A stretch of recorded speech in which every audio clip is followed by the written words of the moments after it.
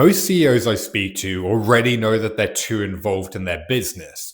They know they need to step back. They know they need to delegate more. They know they need to stop being the person that everything runs through. And yet, nothing changes. The week still fills up. The team keeps escalating problems and decisions continue landing on their desk. So this video isn't about telling you what you already know. It's about showing you the 5 signs that you're the bottleneck in the business and then explaining why the pattern keeps coming back even when you've already tried to fix it. And if as we go through this, you recognize yourself in it, then my CEO bottleneck diagnostic is the next best step. It takes 7 minutes and it'll help you uncover exactly where you're stuck in the weeds and why the business is still too dependent on you. It's free to take and you can find the link in the description of this video. I'm Byron Morrison, author of The Effective CEO 2.0, and I help first-time scale-up CEOs stop being the bottleneck so that they can lead at the level their company now needs. And from working with CEOs in 18 countries, I can tell you that this pattern looks almost identical no matter the industry. Most CEOs I work with recognize at least 4 of these signs immediately, and some recognize all 5. So let's go through them one at a time. Sign 1 is you can't protect your own plan. You start the week with a plan, you're clear on your priorities, and you have time allocated to move them forward.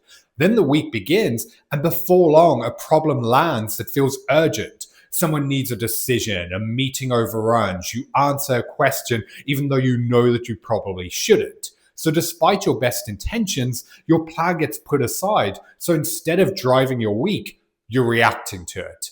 The key thing to recognize here is this isn't a discipline or time management problem. It's that the business is still structured in a way that makes your plan impossible to protect. Because if every question, if every problem, if every decision is allowed to reach you, then time will always belong to whatever shows up next. And if you're not able to push back, say no, or defend your time, your days will continue being run by whatever fire comes up next. That's why you can rarely stick to your plan, as the business hasn't been designed in a way that allows you to.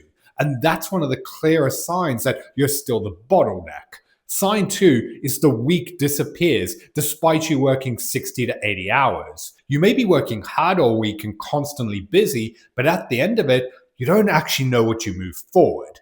Not what you dealt with, what you kept from falling apart, or what you responded to, what you actually drove forward. This is one of the clearest patterns I see in overwhelmed CEOs. The hours and energy goes in, yet what's important in the moment takes over the things that actually matter, so they keep getting pushed back. The conversations that you needed to have, the direction that needed setting, the thinking time that you needed. The work that only you can do continues being put aside.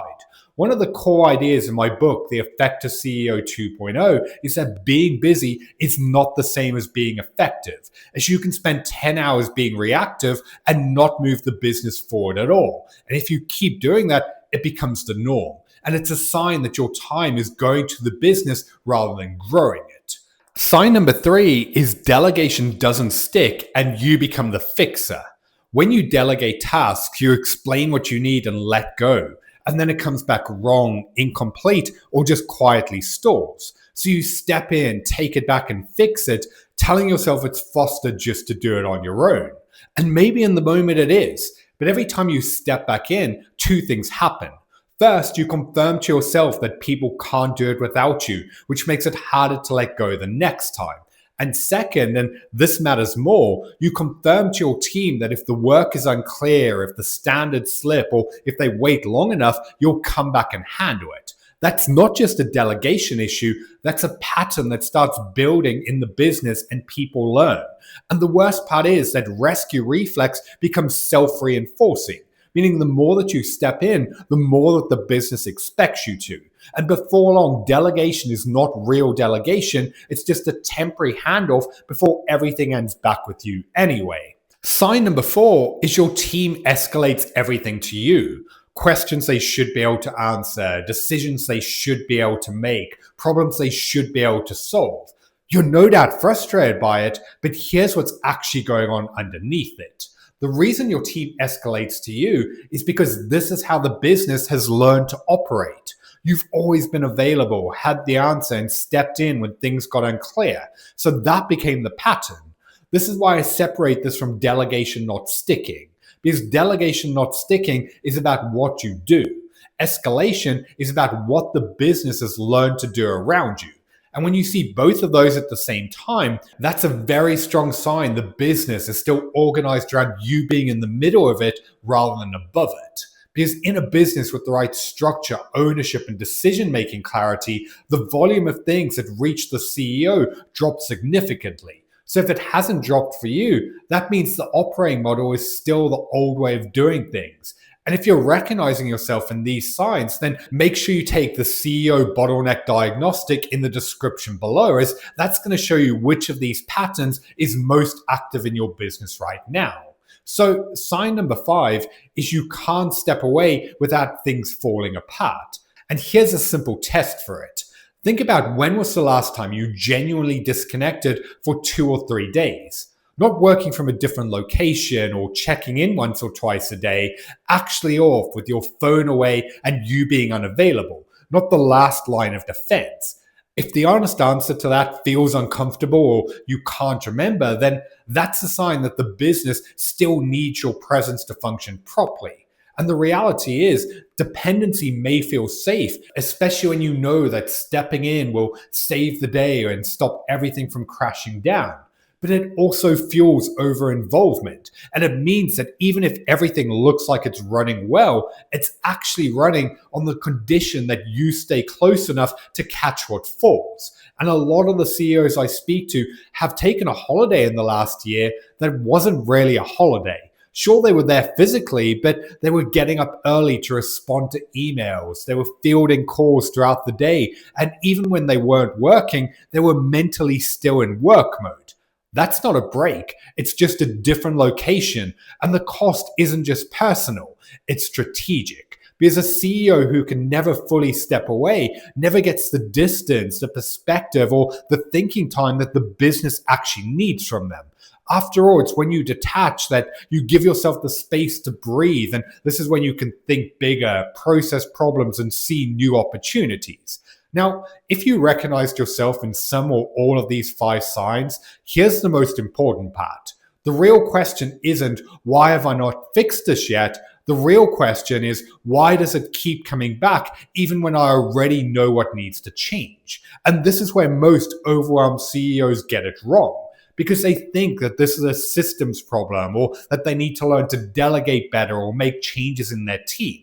And yes, all of those things matter and they do have an impact, but they don't fully explain why you keep getting pulled back into the weeds even after you've tried to step back. Because a lot of the time, the deeper issue is your identity hasn't caught up with the role your business now needs you to play.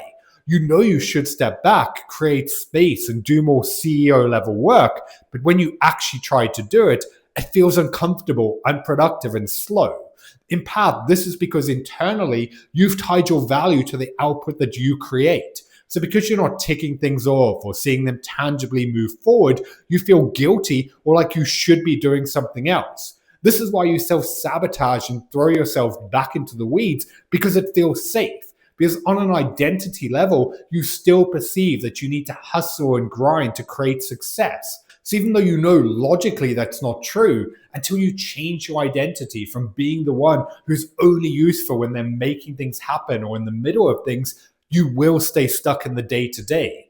The big thing to take away from this is your identity of being the doer and fixer. You needed that in the early stages and you had to operate that way. But the version of you who built the business is not the version of you needed to scale it. And until that shifts internally, not just in what you do, but in how you see your role, then the pattern will keep coming back and you will remain the bottleneck. This is the exact shift that I help CEOs make in my private work in the Evolve CEO.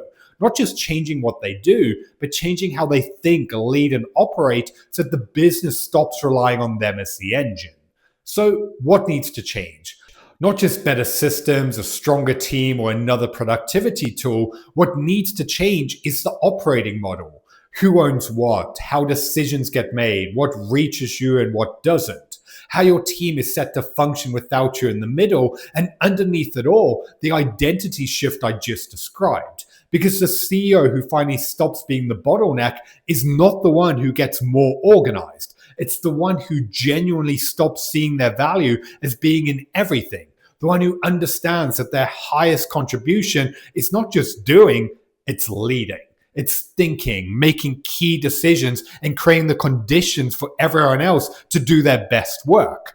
That's the shift. So the 5 signs your business still runs through you are that you can't protect your own plan, the week keeps disappearing despite working 60 to 80 hours, delegation doesn't stick and you keep becoming the fixer, your team escalates everything to you, and you can't step away without the business pulling you back in. If those felt uncomfortably familiar, then like I said, the CEO bottleneck diagnostic is the next right step. It'll show you exactly where the business is still too dependent on you, where decisions and escalation root through you more than they should, and what needs to change. And if you're running a scaling company, I personally review every submission and I send you back a report of where the bottleneck is forming and what you need to address first. The link to take it is in the description below. So I'm curious to hear from you. Which of these 5 signs hit you the hardest or made you realize that something in how you're operating needs to change? Share it in the comments below. And if you enjoyed this video, give it a like and hit the subscribe button so that you don't miss future videos on becoming a more effective CEO.